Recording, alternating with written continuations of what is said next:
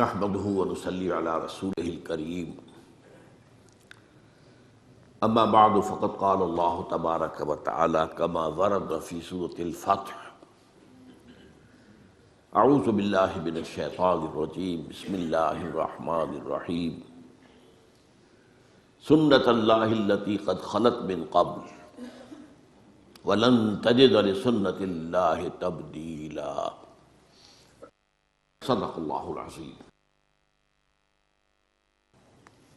وعن عبد الله بن عمرو بن العاص رضی اللہ تعالی عنہما قال قال رسول اللہ صلی اللہ علیہ وسلم لَيَأْتِيَنَّ عَلَىٰ أُمَّتِي مَا أَتَىٰ عَلَىٰ بَنِي إِسْرَائِيلَ حَذْوَ النَّعْلِ بِالنَّعْلِ، رواہ الامام الترمذی رحمہ اللہ۔ رب اشرح لي صدری ویسر لي امری واحلل عقدۃ من لسانی یفقہوا قولی۔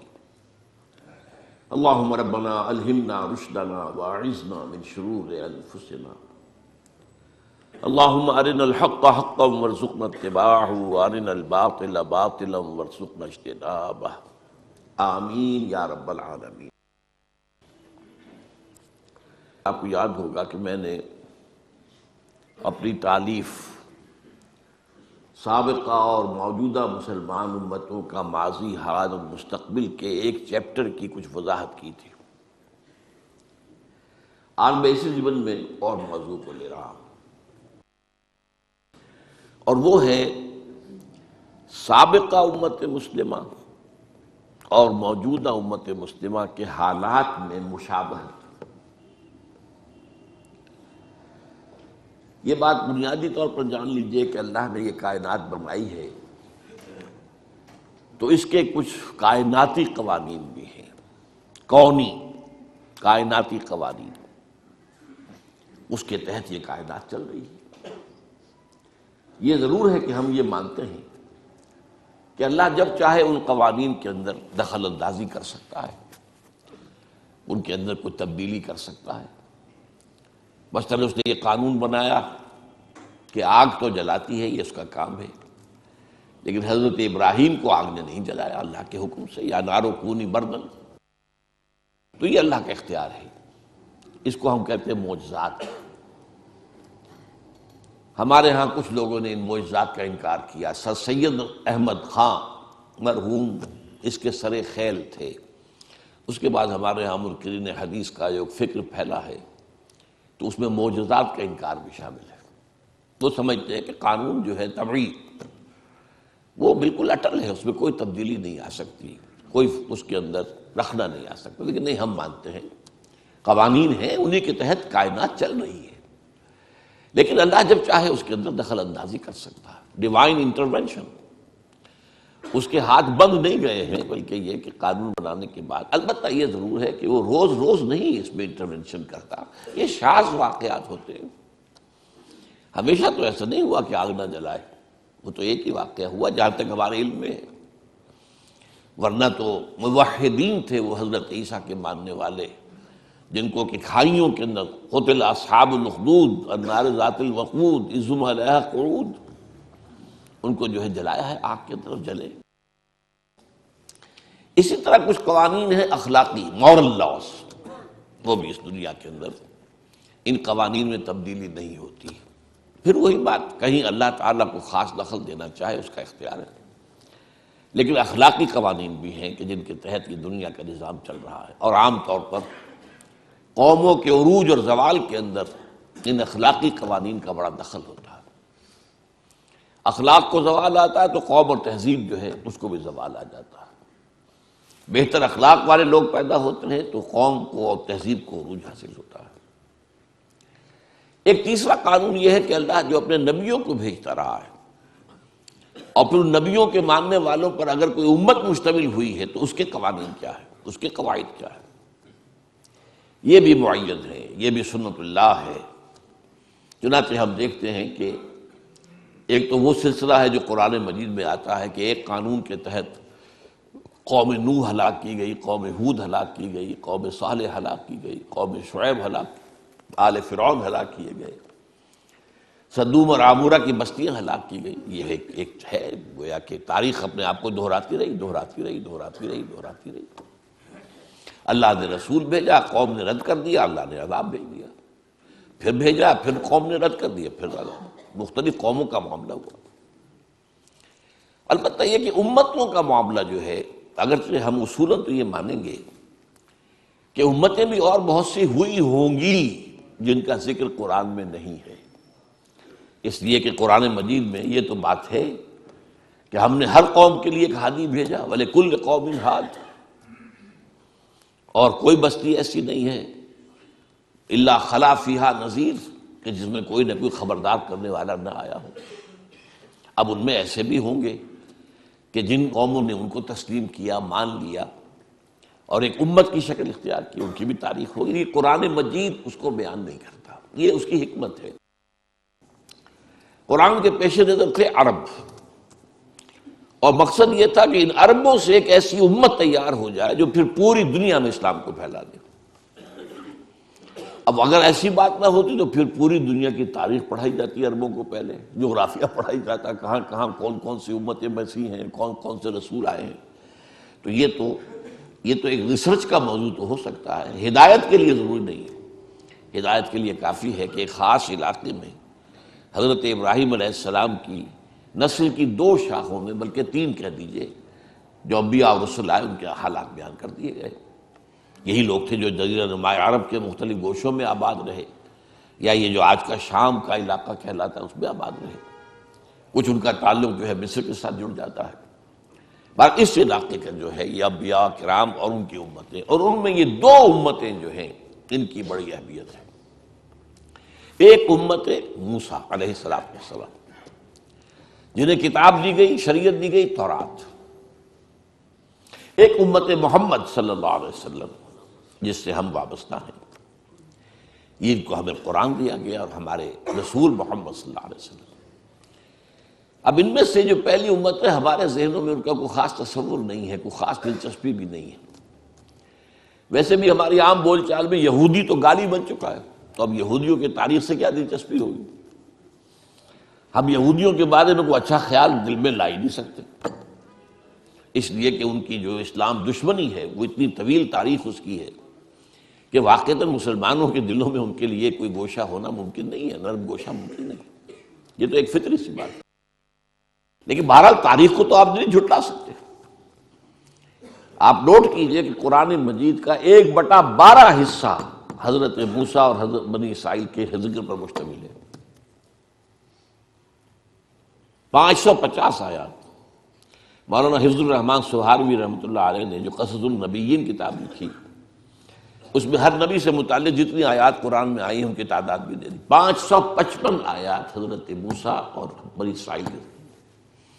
تو اس سے اس کا اہمیت اندازہ کیجئے. وہ جو میں نے بارہا ایک شعر آپ کو سنایا ہے غالب کا کہ ریختہ کے ایک تم ہی استاد نہیں ہو غالب، کہتے ہیں اگلے زمانے میں کوئی میر بھی تھا، وہ بھی بڑا شاعر تھا. تو امت مسلمہ صرف ہم ہی نہیں ہے، ایک امت مسلمہ اور بھی تھی، بڑی عظیم تھی. میں اس کے بارے میں پچھلی مرتبہ بیان کر چکا ہوں.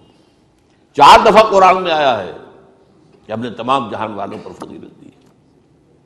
کوئی معمولی بات تو نہیں. اور ان میں 1400 برس تک نبوت اس طرح جاری رہی ہے کہ کوئی وقت نہیں آیا جبکہ کوئی نبی نہ ہو. 1400 برس. اور یہ 1400 برس جو ہے ان کا آغاز بھی 2 نبیوں سے، اختتام بھی 2 نبیوں پر. آغاز موسیٰ اور ہارون سے علیہ السلام، اور اختتام عیسیٰ اور یحییٰ پر علیہ السلام. تو اندازہ کیجئے اس کو.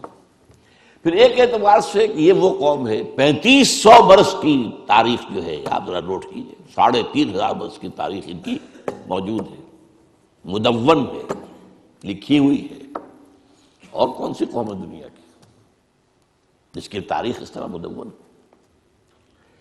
تو اب آج جو میں بیان کرنے لگا ہوں وہ یہ ہے کہ حضور نے فرمایا کہ مسلمانوں تمہارے اور ان کے مابین بہت مشابہتیں ہوں گی.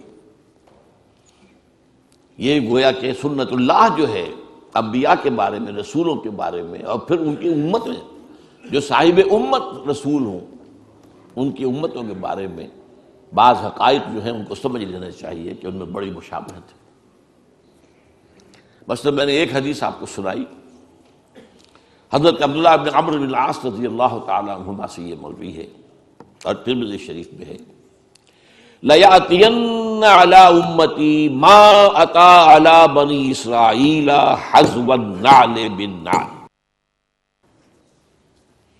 لازماً آ کر رہیں گے میری امت پر بھی وہ سب حالات جو بنی اسرائیل پر آئے، بالکل ایسے جیسے ایک جوڑے کی دو جوتیاں ایک دوسرے سے مشابہ ہوتی ہیں۔ اس میں فصاحت اور بلاغت کا بھی کمال ہے، ادبیت کا بھی کمال ہے اس حدیث میں۔ جوتوں کی مشابہت جو ہے یہ آپ ذرا غور کیجئے کہ جوتوں کو جوتے رکھے ہوئے ہیں تو ان میں پنجے کے رخ کے حساب سے فرق نظر آئے گا، تو یوں ہوں گے۔ تلوے ملا دیجئے تو بال برابر کا فرق نہیں ہوگا۔ تو ظاہر بات ہے کہ 2000 برس کا فصل ہے ان دو امتوں کے مابین، 2000 برس، تو حالات میں تو فرق و تفاوت تو ہوگا۔ اس امت کی تاریخ 1400 قبل مسیح سے شروع ہوتی ہے اور اس امت محمد کی تاریخ 600 بعد مسیح سے شروع ہوتی ہے، 1400 جمع 600 2000 سے۔ تو مشابہت ہے لیکن فرق بھی ہے، لیکن ایسا ہی ہے جیسے جوتوں کے درمیان اوپر سے دیکھو گے تو فرق نظر آئے گا رخ کے اعتبار سے، اور اگر تلوے جوڑ دو گے، ان بٹوین دی لائنز پڑھو گے تو تمہیں معلوم ہوگا حزب النعل بالنعل، جس کے لیے میں کہا کرتا ہوں کاربن کاپی جیسے ہوا کر، آج کل تو ختم ہوا کاربن پیپر وغیرہ، فوٹو اسٹیٹ اور یہ اور وہ نہ معلوم کیا کچھ ایجاد ہو گیا ہے۔ ایک زمانے میں تو کاربن پیپر ہوتا تھا، اس کے اوپر کاغذ رکھ کے لکھ رہے ہیں، نیچے بھی اتر آیا، اب اس میں فرق تو نہیں ہو سکتا کاربن کاپی کے اندر۔ تو اگر بٹوین دی لائنز دیکھیں گے تو کاربن کاپی۔ اچھا ایک اور پہلو کا بھی، وہ میرا آج کا اصل موضوع نہیں ہے لیکن میں اشارہ کر دوں۔ ایک تو یہ ہے کہ امت پر حالات کون سے وارد ہوں گے، وہ تو اس حدیث میں، امت میں کون سی گمراہیاں پیدا ہوں گی یہ ایک دوسرا موضوع ہے، یہ بھی قرآن مجید میں بیان ہوا ہے۔ یہ جو 10 رکوع ہیں، 5ویں رکوع سے لے کر 15ویں رکوع تک سورہ بقرہ کے، جس میں ایک طویل فرد جرم عائد کی گئی ہے بنی اسرائیل، تم نے یہ کیا، یہ کیا، یہ کیا، یہ کیا، یہ کیا، یہ کیا، جس کے نتیجے میں تم معزول کیے جا رہے ہو، اور اب تمہاری جگہ امت محمد کو ہم نصب کر رہے ہیں۔ اور اس سب کے اندر بٹوین دی لائن دیکھ لیجئے تو معلوم ہوگا ساری گمراہیاں جو وہاں پیدا ہوئی تھی یہاں بھی پیدا ہوئی، جو کہ تم، وہ بھی حزب النعل بالنعل ہے، اعتقادی، اخلاقی، ہر طرح کی وہ ساری گمراہیاں جو وہاں تھی یہاں بھی ہوئی۔ البتہ اس حدیث کے اندر اور ایک دوسری حدیث میں ایک نقشہ اور کھینچا گیا ہے۔ ایک حدیث ہے کہ جو مسند احمد کی ہے، لَتَتَّبِعُنَّ سُنَنَ مَنْ كَانَ قَبْلَكُمْ، تم لازم ہے مسلمانوں پیروی کرو گے انہی راستوں کی جن پر تم سے پہلے لوگ چلے تھے، حَتَّى لَوْ دَخَلُوا فِي جُحْرِ ذَهَبٍ لَدَخَلْتُمْ مَعَهُمْ، اگر وہ کسی گوہ کے بل میں گھسے تھے تو تم بھی گھسو گے۔ قالوا یا رسول اللہ ایہود والنصارى، حضور یہ کن کا ذکر کر رہے ہیں، ہم سے پہلے کون گزرے، کیا یہود اور نصرانی؟ قال فمن اذن، اور نہیں تو اور کون، وہ نہیں تو کون؟ اور یہ دوسری حدیث کا میں نے ایک ٹکڑا آپ کو سنایا، لَيَأْتِيَنَّ عَلَىٰ أُمَّتِي مَا أَتَىٰ عَلَىٰ بَنِي إِسْرَائِيلَ حَزْوَ النَّعْلِ بِالنَّعْلِ، اس میں ایک اور سخت ترین بات کہی گئی ہے، حَتَّىٰ إِن كَانَ مِنْهُمْ مَنْ أَتَىٰ أُمَّهُ عَلَانِيَةً لَكَانَ فِي أُمَّتِي مَن يَصْنَعُ ذَلِكَ، ترمذی کی روایت۔ اگر اس سابقہ امت میں کوئی ایسا بد نصیب، بدبخت، شقی اٹھا جس نے اپنی ماں کے ساتھ علانیہ بدکاری کی، تو تم میں سے بھی لازماً کوئی نہ کوئی ایسا بدبخت اٹھے گا۔ یہ میں آپ کو بتا رہا ہوں، یہ جو کچھ قوانین ہیں، ان قوانین کے تحت، جسے ہم کہتے ہیں تاریخ اپنے آپ کو دہراتی ہے۔ اب آج کا میرا اصل موضوع کیا ہے؟ سابقہ امت کی تاریخ کا ایک سکیچ لیجئے، اور اس میں دو ان پر عذاب کے بڑے سخت دور آئے، ان کا تذکرہ، اس کو کمپیئر کیجئے امت محمد کی تاریخ سے، اور اس میں بھی بعین ہی وہی دور، کاربن کاپی۔ ایک تیسرا دور اب شروع ہو رہا ہے، اس کا میں ذکر بعد میں کروں گا، وہ آج کا میرا موضوع نہیں ہے۔ حضور کی بعثت کے زمانے تک دو دور آ چکے تھے عروج کے، دو دور زوال کے یہود پر۔ اس کے بعد ایک تیسرا دور اس صدی کے، پچھلی صدی کے آغاز میں شروع ہوا عروج کا، جس کی شکل ہمیں نظر آ رہی اسرائیل، اور جیسے ڈنکے کی چوٹ وہ کھڑا ہے، اور جس طریقے سے جو چاہتا ہے فلسطینیوں کے ساتھ کر رہا ہے، یہ طاقت اس کی۔ بہرحال وہ آج کا موضوع نہیں۔ اب ایک نقشہ ذہن میں جمائیے، دیکھیے، اگرچہ بنی اسرائیل کی تاریخ ایک قوم کی حیثیت سے وہ 1800 قبل مسیح سے شروع ہو گئی تھی۔ قوم کیا ہوتی ہے؟ ایک باپ کی نسل۔ حضرت اسرائیل یعنی حضرت یعقوب، ان کے 12 بیٹے، یہ بنی اسرائیل۔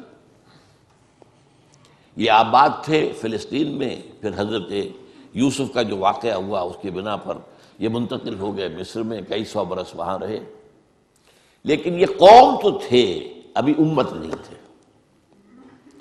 امت بنے ہیں 1400 قبل مسیح میں، جبکہ انہیں تورات دی گئی، کتاب کے ساتھ ہوتا ہے معاملہ۔ وَلَقَدْ آتَيْنَا مُوسَى الْكِتَابَ وَجَعَلْنَاهُ هُدًى لِبَنِي اسرائیل۔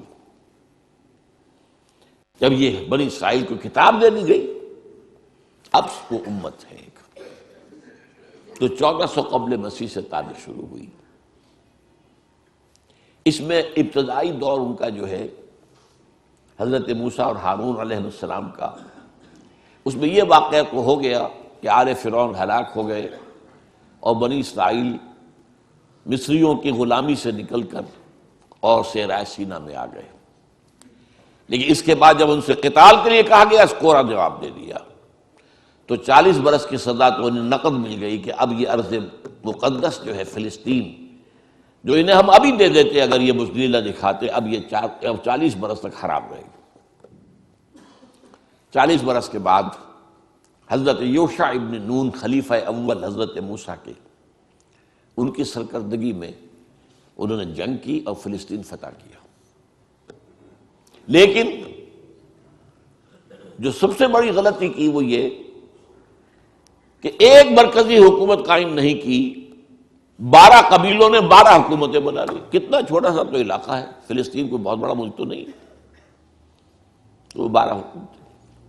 اب ان کا آپس میں جھگڑا، لڑائی، دنگا فساد، ایک دوسرے کے خلاف ایک دوسرے کی مدد، اور پھر ایک دوسرے کے خلاف مدد کے لیے باہر والوں سے، غیروں سے، مشرکین سے مدد لینا۔ تو یہ بہت تباہ ہو گئے تھے تقریباً 300 برس بعد حضرت موسیٰ کی۔ اس کے بعد پھر یہ ہے کہ انہوں نے جو اس وقت کے نبی تھے ان سے کہا کہ ہمیں کوئی سپہ سالار، کوئی بادشاہ ہمارا مقرر کر دیں تاکہ ہم جنگ کریں۔ اب تو حضرت طالوت کو اللہ تعالیٰ نے مقرر کیا، پھر ان کی جنگ ہوئی جس کا سورہ بقرہ میں ذکر ہے۔ حضرت داؤد نے جالوت کو قتل کیا۔ یہاں سے ان کا خلافت راشدہ کا دور شروع ہوتا ہے۔ یعنی نوٹ کیجئے، ہماری خلافت راشدہ حضور کے دور کے ساتھ متصل ہے، ان کی خلافت راشدہ اور ان کے دور نبوت کے درمیان 300 برس کا فاصل ہے۔ پہلا فرق نوٹ کر لیجیے۔ لیکن مشابہت کا حال کیا ہے؟ ہمارے ہاں بھی 3 خلافتیں متفق علیہ چلی، ابو بکر، عمر، عثمان۔ حضرت علی کی خلافت پہ اختلاف ہو گئے،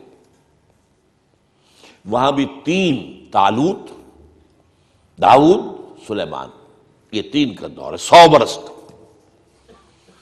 یہ ان کی خلافت راشدہ ہے۔ اس کے بعد تقسیم ہو گئی، حضرت سلیمان کے بعد اب یہ 2 سلطنتیں بن گئی۔ ایک شمالی تھی چھوٹی، اسرائیل اس کا نام تھا، سامرا اس کا دارالخلافہ۔ ایک جنوبی بڑی تھی، یہودا، یروشلم اس کا صدر مقام تھا۔ بہرحال یہ دونوں حکیمتیں کچھ دور چلی، پھر زوال اخلاقی آیا، اخلاقی زوال، اعتقادی زوال، عملی زوال۔ اس کے نتیجے میں اللہ کا عذاب نمبر 1۔ یہ جو دور ہے خلافت راشدہ ان کا، یہ 1000 قبل مسیح سے 900 قبل مسیح تک ہے۔ یہ الٹی گنتی چلے گی نا، ابھی قبل مسیح چل رہی ہے، ورنہ تو ہم 900 کے بعد 1000 آنا چاہیے نا، یہ 1000 پہلے آیا ہے، 900 بعد میں آیا۔ لیکن اس کے بعد 700 قبل مسیح میں اشیریوں نے حملہ کیا، وہ شمال سے آئے، سیریا کا ملک جو ہے شمال میں، سلطنت اسرائیل ختم ہو گئی، قتل ہوئے، بے شمار مارے گئے۔ لیکن یہ یہودا کی سلطنت باقی رہی۔ تقریباً 200 سال بعد 587 قبل مسیح میں یہ بھی برباد ہو۔ نبوکڈنضر مشرق سے آیا، نوٹ کر لیجئے، اسیرین شمال سے آئے تھے، نبوکڈنضر یہ نمرود تھا، نمرود، یہ جو عراق کے بادشاہ تھے یہ نمرود کہلاتے تھے، نماردہ، جیسے مصر کے فراعنہ یہ نماردہ، تو نبوکڈنضر، بخت نصر اس کو کہتے ہیں اردو میں۔ اور حضرت سلیمان نے جو معبد بنایا تھا، جو مسجد بنائی تھی، وہ اسے ٹیمپل کہہ دیتے ہیں، ہم تو مسجد کہیں گے، حضرت سلیمان کی بنائی ہوئی چیز، اس کو اس نے مسمار کیا، لاکھوں یہودیوں کو قتل کیا، لاکھوں کو قیدی بنا کر لے گیا بیبیلونیا، عراق میں۔ وہاں جا کر وہ جیسے کہ باڑے بنا دیے جاتے ہیں بکریوں کے، ان باڑے بنا دیے گئے، ان کے اندر ڈال دیا گیا۔ یہ تباہی اور بربادی زبردست تھی جس کا قرآن مجید میں ذکر کیا گیا۔ ہیکل سلیمانی کی ایک اینٹ بھی سلامت نہیں رہی، اور ایک انسان بھی زندہ نہیں بچا، یا قتل اور یا کیپٹیو بنا کر کیپٹیوٹی میں لے جاتے۔ اسی زمانے میں حضرت عزیر کا واقعہ ہوتا ہے۔ وہ آئے، انہوں نے دیکھا اس بستی کو، کوئی متنفس نہیں، کوئی سلامت نہیں، تو کہہ بیٹھے کیف یحیی اللہ ھذہ بعد موتھا، اللہ اس بستی کو اب دوبارہ کیسے آباد کرے گا؟ یہ گویا کہ ایک طرح سے ایک شک کی بات تھی نا، جیسے حضرت ابراہیم نے بھی کہا تھا رب ارنی کیف تحیی الموتیٰ، مجھے دکھا دے تم کس طرح زندہ کرے گا مردوں کو۔ اللہ نے 100 سال کے لیے انہیں سلا دیا، بلکہ موت طاری کر دی۔ اماتہ اللہ 100 عام، پھر انہیں اٹھایا۔ اس 100 سال میں انقلاب آ گیا تھا عراق میں، ایران میں ایک زبردست شہنشاہ کھڑا ہوا، سائرس کیخورس ذوالقرنین، اس نے عراق پر حملہ کیا اور ان کو اجازت دے جاؤ تم اپنے شہر کو جاؤ، اپنے ملک میں جاؤ۔ اور اس کے بیٹے داریس نے بہت مدد بھی کی، پیسے بھی بہت دیے، ساز و سامان بھی دیا، جاؤ آباد ہو جاؤ تم فلسطین میں۔ یہ واپس آئے۔ یہ ہے کوئی 100-150 برس کا عرصہ کیپٹیوٹی کے اندر گزرا۔ اسی کے دوران 100 برس حضرت عزیر، ان پر اللہ نے موت طاری کیے رکھی۔ اب وہ آپ جاگے ادھر سے، اب ان کا واپس آنا شروع ہوا، تو ان میں پھر حضرت عزیر علیہ السلام نے توبہ کی منادی کی، ریپینٹ ریپینٹ، توبہ کرو، رجوع کرو، پلٹو اللہ کی جناب میں۔ انہوں نے اس کو لبیک کہا، اس دعوت کو، تو اللہ نے ان کو پھر ایک عروج دیا۔ نوٹ کرتے جائے، پہلا عروج خلافت راشدہ ان کی، 1000 قبل مسیح سے 900 قبل مسیح تک۔ اب یہ جو زوال کا زمانہ ہے، ظاہر بات ہے قوموں کا زوال بھی 2-4 سال کی بات تو نہیں ہوتی نا، وہ تو صدیوں کا معاملہ ہوتا ہے، اوپر ابھرنے میں بھی صدیاں لگتی ہیں، گرنے میں بھی کوئی ایک دن میں تو نہیں گر جاتا۔ لیکن اس کے بعد ان کے اندر جو ایک روح دوبارہ بیدار ہو گئی، ایمان، اخلاق صالحہ، عقائد درست، توحید، تو اللہ نے پھر انہیں دوبارہ عروج دیا۔ مکابی سلطنت قائم ہوئی، جو بہت بڑی سلطنت تھی، حضرت سلیمان کی سلطنت سے زیادہ بڑی تھی زمین رقبہ کے اعتبار سے۔ حضرت سلیمان کو اللہ نے جو حکومت دی تھی وہ تو کسی اور کو دی نہیں، کہ ہوا پر بھی حکم چلتا تھا اور جنات پر بھی، اور وہ پرندوں کی بولی بھی سمجھتے تھے۔ یہ بات تو وہ ہے جس کے بارے میں قرآن میں ہے، انہوں نے دعا کی تھی اللہ مجھے وہ حکومت عطا کیجو جو کسی اور کو نہ دے دو، اللہ نے ان کی بات مانی۔ لیکن غزوہ زمینی جو ہے مکابی سلطنت کا حضرت سلیمان کی سلطنت سے بھی زیادہ تھا۔ تو یہ دوسرا عروج ہو گیا ان کا۔ لیکن اب پھر دوبارہ زوال آیا، یہ تو ہے نا اوپر نیچے کا معاملہ، ہر کمال راز والے، یہ بھی اللہ کے قانون میں سے ایک ہے۔ ہر کمال کے بعد ایک زوال آتا، ہر مد کے بعد ایک جزر ہے، ہر جزر کے بعد ایک مد ہے۔ اب جو ان کے اندر زوال آیا تو اب ان پر جو عذاب کے کوڑے پڑے ہیں، پہلے یونان سے نکلا سکندر اعظم، رونتا ہوا چلا گیا، وہ تو پھر جلدی مر گیا۔ سلیوکس اس کا جو سالار تھا اس نے یہ حکومت قائم کی، انہیں رگڑا اچھی طرح۔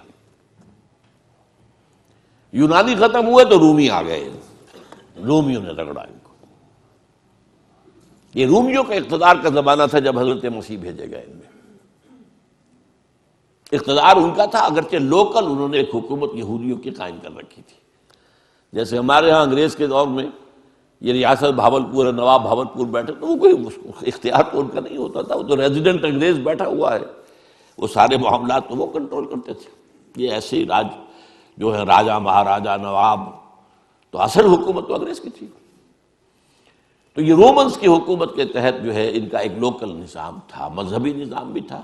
سین ہیڈرن ان کا ایک بہت بڑا ادارہ تھا جس میں ان کے بڑے بڑے ربائی بیٹھے ہوتے تھے، فیصلے کرتے تھے۔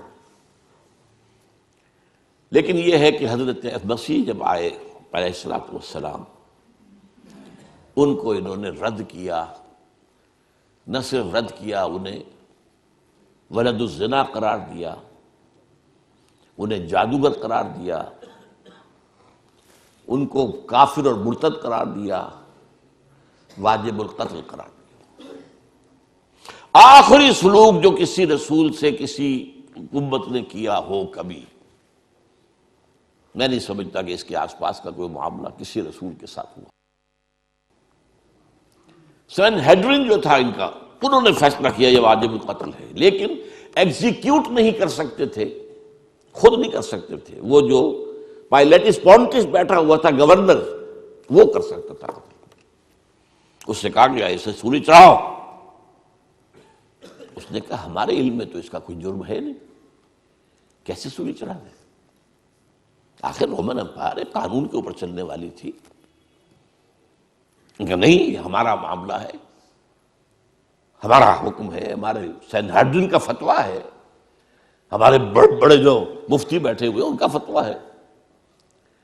تو یہ الفاظ آتے ہیں انجیل کے اندر کہ اس نے تشلا منگایا پانی کا، اس میں ہاتھ دھوئے اور کہا I wash my hands of the blood of Jesus. دیکھو میں تو اپنے ہاتھ دھو رہا ہوں، اس یسوع مسیح کے خون کے پلانے میں میرا کوئی ہاتھ نہیں ہے۔ You will be responsible. ان کا ہاں ہم سب لیتے ہیں اپنے اوپر گناہ، اس کا لیتے ہیں، ہم لیتے ہیں، اگر کوئی گناہ ہے تو ہم پر ہے اور ہماری اولاد پر ہے۔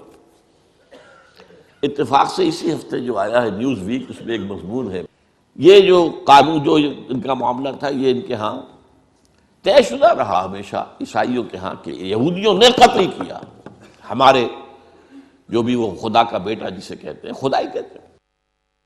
لہذا یہودیوں کی سخت دشمنی تھی، سخت نفرت تھی، انہیں بری طریقے سے جو ہے وہ کچلتے تھے، قتل بھی کرتے تھے، قتل عام بھی کرتے تھے، یہ سب کچھ ہوتا رہا۔ لیکن 1965 میں جو مر گیا ہے پوپ، اس نے کہا کہ نہیں، ان یہودیوں پر وہ جو ہے مسیح کے خون کا کوئی ذمہ داری ان پر نہیں ہے۔ تو اس کے خلاف کچھ ان کے جو ہے جو بشپس ہیں انہوں نے بغاوت کی کہ یہ غلط ہے، یہ کیسے تم نے بدل دیا معاملہ، یہ بائبل میں لکھا ہوا ہے، 1965 برس کے بعد تمہیں یاد آیا ہے۔ بہرحال وہ ایک بہت اچھی ایک بحث ہے جو اس میں آئی ہے، تو وہ میں نے کہا ہے کہ اس کو ہم شائع کریں میثاق میں، تاکہ اس میں ندائے خلافت میں آپ کو اس کی معلومات حاصل ہو۔ بہرحال انہوں نے بس پڑھتے تو سولی پر چڑھا دیا۔ اللہ نے کیا کیا یہ چھوڑ دیجیے، کیا کیا اللہ نے اٹھایا، زندہ اٹھایا۔ اس کی جگہ پر کون ہوا ہے؟ کروسیفکشن تو ہوئی ہے، کس کی ہوئی ہے؟ وہ سینٹ برنباس جو ہے حضرت مسیح کے حواریین میں سے ایک کی انجیل جو ہے ایونجیلیم برنابے، سینٹ برنباس کی انجیل، اس کے اندر واقعہ لکھا ہوا ہے کہ اصل میں جس حواری نے غداری کر کے پکڑوایا تھا، گرفتار کروایا تھا حضرت مسیح کو، اس کی شکل حضرت مسیح کی بنا دی گئی اللہ تعالیٰ نے. اور جب وہ فوجی داخل ہوئے ہیں رومی گرفتار کرنے کے لیے، تو اس سے پہلے ہی اللہ کی طرف سے 4 فرشتے آئے ہیں، چھت پھٹی ہے اس کوٹھری کی، اور وہ حضرت مسیح کو لے گئے. اب یہ گھبرایا ہوا باہر نکلا، تو بقیہ جو حواری تھے وہاں ان کے، اے ہمارے استاد، اے ہمارے آقا. بس وہ رومنز نے سمجھا یہی ہے، اس کو پکڑا اور وہ ہے جو سولی چڑھا ہے. یہ ہے، ہمارے ہاں نہیں ہے، یہ نہ قرآن میں ہے، نہ حدیث کی کسی کتاب میں ہے، نہ میرے علم کی حد تک کسی تفسیر میں ہے. یہ تو پچھلی صدی میں پوپ کی لائبریری سے برآمد ہوئی. اس لیے کہ آپ کو معلوم ہونا چاہیے کہ انجیلیں سینکڑوں تھی تعداد میں، 300 انجیلیں تھیں. ان میں سے 4 سلیکٹ کی انہوں نے کہ یہ ہمارے ہاں کینونیکل کہلائیں گی، قانونی مستند انجیلیں 4 ہیں. متی کی ہے، مارک کی ہے، لوک کی ہے، جان کی ہے، 4 ہیں. تو گویا کہ 296 تو اپوکریفل کہلاتی ہیں، غیر قانونی، غیر مستند انجیلیں موجود ہیں. ان میں سے ایک انجیل ہے برنباس کی. اب وہ مانتے ہیں کہ ہاں برنباس حضرت مسیح کے حواریوں میں سے ایک تھے، یہ مانتے ہیں، لیکن انجیل کو نہیں مانتے. وہ کہہ رہے ہیں کسی مسلمان نے لکھی. مسلمان نے لکھی ہوتی تو مسلمانوں کے علم میں ہوتی، مفسرین نے کئی حوالے دیے ہوتے. قرآن مجید میں یہ تو ہے اللہ نے اٹھا لیا، کب اٹھایا، کس وقت اٹھایا، کیسے اٹھایا، یہ قرآن میں نہیں ہے. عقیدہ ہمارا ہے اللہ نے زندہ اٹھایا ہے، وہ دوبارہ آئیں گے، ان پر موت وارد نہیں ہوئی. بہرحال وہ تو معاملہ ختم ہوا، اس کو سولی دے دی گئی. اس کے بعد حضرت مسیح علیہ السلام کے رفع سماوی کے 40 برس بعد سن 70 عیسوی میں اب عذاب کا دوسرا کوڑ آیا زبردست. انہوں نے کچھ بغاوت کی تھی. ان کے ہاں ایک انڈر گراؤنڈ موومنٹ چل رہی تھی رومیوں کے خلاف، زیلوٹس کہلاتے تھے، زیلوٹس. انہوں نے بغاوت کی. ٹائٹس رومی جنرل نے پھر جو ان کو 1,33,000 یہودی ایک دن میں قتل کیا یروشلم میں. اور انہوں نے جو دوسرا بنا لیا تھا حضرت عزیر کے بعد علیہ الصلوۃ والسلام، دوسرا جو ان کا جو ہیکل سلیمانی، سیکنڈ ٹیمپل جسے کہتے، وہ گرا دیا اور یہودیوں کو نکال دیا گیا. نکل جاؤ یہاں سے، کوئی یہودی فلسطین میں نہیں رہے گا. یہ کہلاتا ہے ان کا ڈایاسپورا. اب یہ چلے گئے، کوئی روس میں چلے گئے، کوئی سینٹرل یورپ کے ملکوں میں چلے گئے، کوئی شمالی افریقہ میں چلے گئے، ترکی میں آ کے آباد ہو گئے، ہندوستان میں آ گئے. کراچی میں بھی ایک مجلس ہے سینیگوگ ان کی، مسجد بنی اسرائیل، تالا لگا رہتا ہے اس میں، لیکن معلوم ہوتا ہے یہاں بھی کوئی یہودی آ گئے تھے. اب کوئی نہیں ہے غالباً وہاں موجود. ایران میں تو اب بھی ہے بہت سے.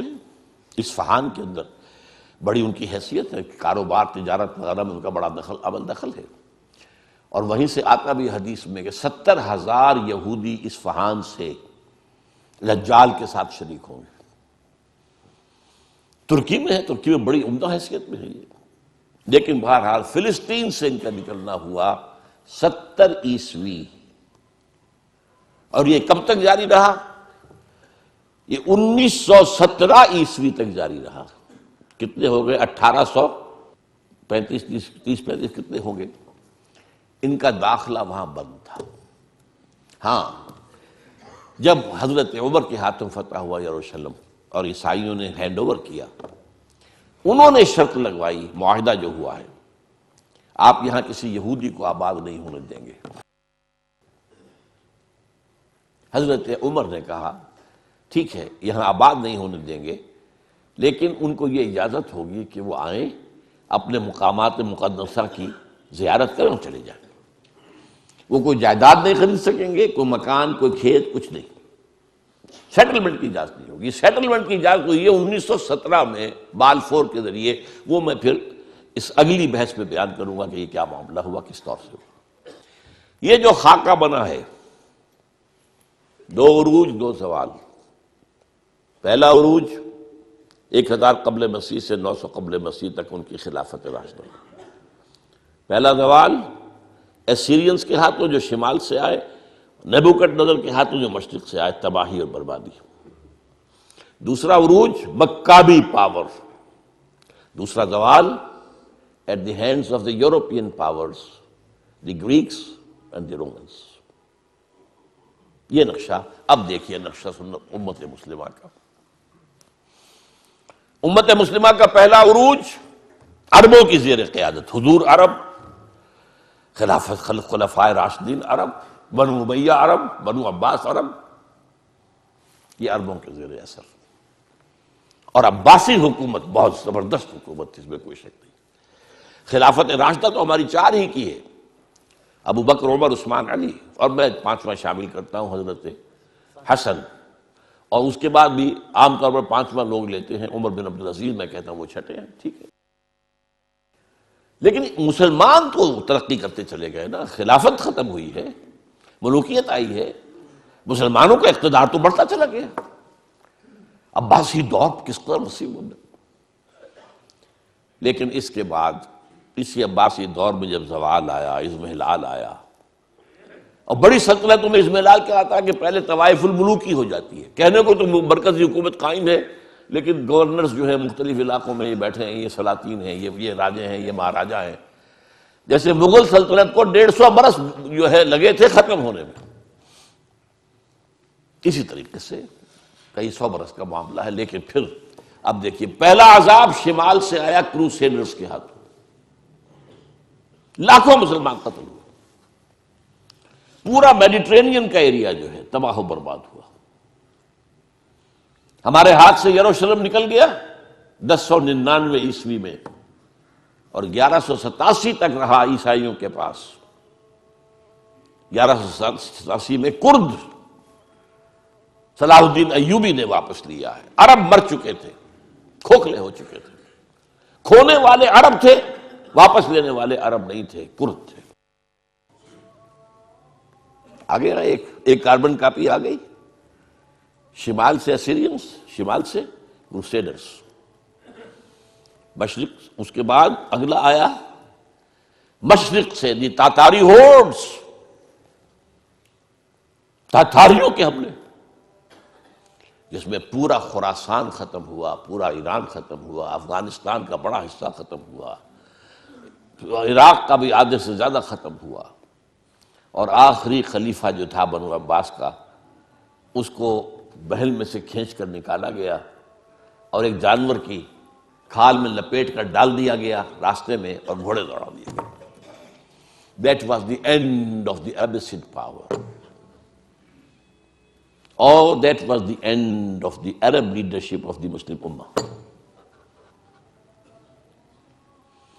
یہ 2 سال اس سے پہلے اور 200 سال اس کے بعد، یہ وہ دور ہے گراوٹ کا، پستی کا۔ اس کے بعد اب جو وہاں ہوا تھا یہاں بھی ہوا۔ عجیب بات ہے، جن تاتاریوں نے کروڑوں مسلمانوں کو مارا وہ اسلام لے آئے۔ اب ان کے ہاتھوں، ان کے ذریعے سے امت مسلمہ، مسلمانوں کو عروج کا دوسرا دور آیا۔ فرق یہ ہے کہ کوئی مرکزی حکومت تو ایک قائم نہیں ہوئی، لیکن یہ سارے جو ہے آپ گن جائیے، ترکان تیموری، یہ مغل امپائر ان انڈیا، ترکان صفوی آف ایران، ترکان سلجوقی آف مڈل ایسٹ، ترکان عثمانی، ان کی جو حکومت قائم ہوئی ہے وہ تو رومن امپائر کی یوں سمجھیے کہ طرح کی حکومت تھی کہ 3 بر اعظموں پر مشرقی یورپ کا کتنا بڑا حصہ تھا، کتنا بڑا حصہ تھا، شمالی افریقہ، پورا مغربی ایشیا کا بڑا چنک یہ سلطنت عثمانیہ میں شامل تھا۔ یہ ہمارا دوسرا عروج کا دور ہے۔ لیکن پھر زوال آیا، ہر زوالے، ہر کمال زوالے، پھر گراوٹ آئی، پھر اخلاق گرے، پھر عقائد کے اندر مشرکانہ اوہام آئے، نئی سے نئی رسومات ایجاد کی گئی۔ اب جو زوال آیا وہاں کن کے ہاتھوں آیا تھا؟ European, Greeks and Romans. ہم پر آیا کن کے ہاتھوں؟ سب سے پہلے اسپینیئرز کے ہاتھوں۔ ہسپانیہ کے عیسائیوں نے مسلمان کی حکومت ختم کی وہاں پر، اور تہس نہس کر دیا۔ 1258 میں فال آف بغداد ہوا ہے اور 1492 میں فال آف گرناڈا، سقوط غرناطہ، اور اس کے بعد 10-15 سال کے اندر اندر جہاں 800 برس تک مسلمانوں کی حکومت رہی تھی، ایک فرد بشر بھی مسلمان نہیں زندہ چھوڑا، either massacred اور burnt alive، یا جہازوں میں بھر بھر کے لے جا کر اور شمالی افریقہ کے ساحلوں پر ڈمپ، اور پھر یہاں سے طاقت کا واسکو ڈی گاما نے راستہ تلاش کیا، اور واسکو ڈی گاما کے راستے سے round the Cape of Good Hope پھر یہ مغربی یورپ کی طاقتیں آئیں، انڈونیشیا ختم ہوا، ہندوستان کی حکومت ختم ہوئی، ہوتے ہوتے 20ویں صدی کے آغاز میں آ کر پہلی جنگ عظیم کے بعد سلطنت عثمانیہ ختم ہو گئی۔ کہاں تھی کچھ پتہ نہیں۔ The great Ottoman Empire just vanished from the map of the world۔ آج کوئی بتا نہیں سکے گا کہاں ہوتی تھی۔ یہ عجیب تھی پچھلی صدی جو تھی 20ویں صدی۔ اگر آپ لوگ وقت کے ساتھ کچھ اپنا ذہنی ربط رکھتے ہوں، 20ویں صدی کے اندر 2 یہ کام ہوئے ہیں۔